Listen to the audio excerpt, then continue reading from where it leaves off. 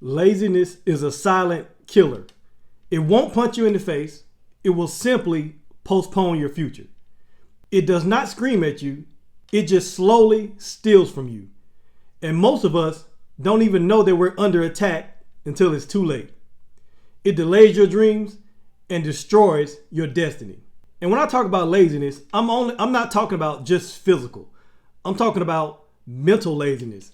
I'm talking about spiritual. I'm talking about psychological laziness. So you want to be productive. You want to make progress, but laziness turns every goal that you have into a ghost because it just disappears. And so today I'm going to show you how this one tiny creature holds the secret to escaping the trap that keeps so many people stuck in delay and disappointment. We're going to talk about how to stop putting things off so that you can start showing up for your life. Let's be honest. We've all been guilty of acting lazy. We say, I'll do that tomorrow. But tomorrow turns into 10 years. We dream big, but we delay taking bold action. We want results, but we resist the responsibility. And we think that we have time, but we don't realize that delay is expensive. It costs you something. It doesn't just cost us money, it costs you momentum. That's the real danger. And that's why God didn't use a prophet or a preacher to teach this lesson. He used something small in what seems like insignificant. And so I'm going to share this passage with you in the book of Proverbs. It's in chapter 6, starting in verse 6. It says, "Take a lesson from the ants, you lazy bones. Learn from their ways and become wise. Though they have no prince or governor or ruler to make them work, they labor hard all summer, gathering food for the winter. But you, lazy bones, how long will you sleep? When will you wake up? A little extra sleep, a little more slumber, a little folding of the hands to rest, then poverty will pounce on you like a bandit. Scarcity will attack you like an armed robber." Like I said, God didn't use a prophet or a pastor or a teacher to give us this concept. He used something small and what seems like it's insignificant, which is the ant. He said, take a lesson from the ant, you lazy bones. Take a lesson, look at the ant and learn from an ant. I'm talking about a little bitty ant, an ant that we just look on, an ant that we step on and kill it. An ant that if you're from the country, we used to pour gas on the ants. I don't call the Animal Cruelty Society or whatever. But anyway, I'm talking about a little ant. A little ant. It says, take a lesson from the ants, you lazy bones, and learn from their ways and become wise. Now, how do we become wise from learning from an ant? How do we become wise? Why? Because the ant does not need a boss to make them move. Ants just do what they do. Nobody is telling them what to do. They just do what they do. They do the work that they know that they need to do without any applause, without any attention, without any authority. They just do the work. They just do whatever it is they need to do. Ants, you can see an army of ants working all together and nobody's in charge. There is no boss ant. There is no leader ant. There is no king or queen ant. They're all just ants and they all work together. Because their drive, it comes from within their little ant bodies. It comes from within. They just know what to do. You know, Kobe Bryant was famous for showing up to the gym at 4 o'clock in the morning. 4 o'clock in the morning to practice, to shoot. It was just him alone. No other teammates, no cameras, no coach, no cheering crowd. Just him. Just him and the work, doing the work. Nobody told him to do it.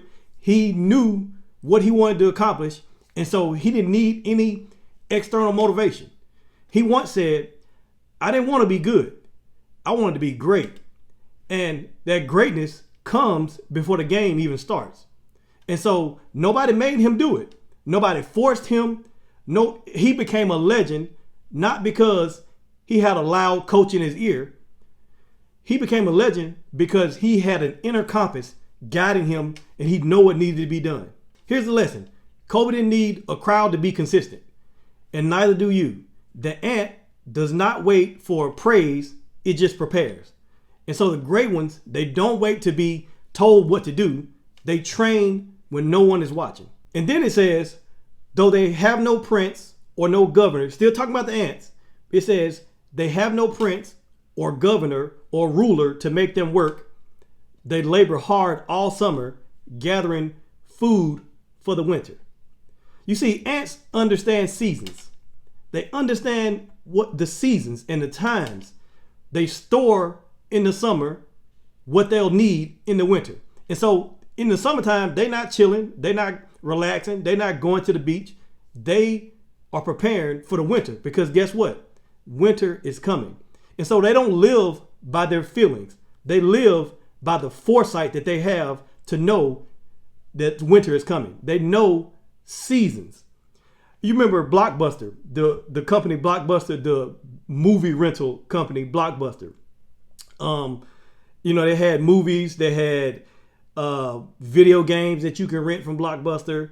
They had, and then toward the end, when DVDs came around, they had DVDs that you can rent from Blockbuster. And so Blockbuster, people would rent the movies from Blockbuster, and there was these tapes. And I remember growing up as a kid, I used to rent movies from Blockbuster. And you had to, and if you kept the movie too long, normally the movie was like a 2-day rental, 3-day rental. And if you kept the movie too long, they would hit you with these late fees, right? And so there was these two guys that rented a movie, and they forgot to take the movie back, and they was hit with these late fees. And so by the time they took the movie, I think they kept the movie for like a month. By the time they took the movie back, they had this big bill for these late fees. And these two guys was like, man, I'm tired of this. And so these two guys that I'm talking about was the two founders of Netflix. And so they came up with this idea to have, it was at the time a DVD that you can, get the DVD in the mail and just keep it for how long you need it. And so they came up with this idea. And they actually, in the early stages of Netflix, they actually went to Blockbuster to try to give them the idea, to try to sell them the idea so that they can develop it. And guess what Blockbuster did? Blockbuster laughed at them. They was like, you think that's going to work? And they laughed at him. And they laughed him out of the building. But you know what? Netflix understood seasons. They understood that winter is coming. And so Netflix, they stored up the vision. They had a vision for what was coming. And they stored up that vision while Blockbuster sat back in the comfort of their DVD sales. And so now, as you know the story, Blockbuster is out of business because they didn't see the future coming. They didn't plan for the winter. And so now that Blockbuster is out of business because they didn't want to have a vision for the future. And so now Blockbuster is out of business and Netflix is booming. Here's the lesson. Your preparation today is protection for tomorrow. That's the lesson. And then it says, but you lazy bones, how long will you sleep? When will you wake up?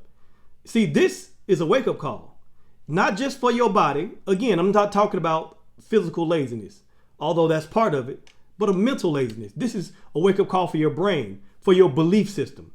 Because mental laziness can harm you because you don't want to do the work of thinking about what you should do. You don't want to do the work of thinking about coming up with better ways to move your life forward.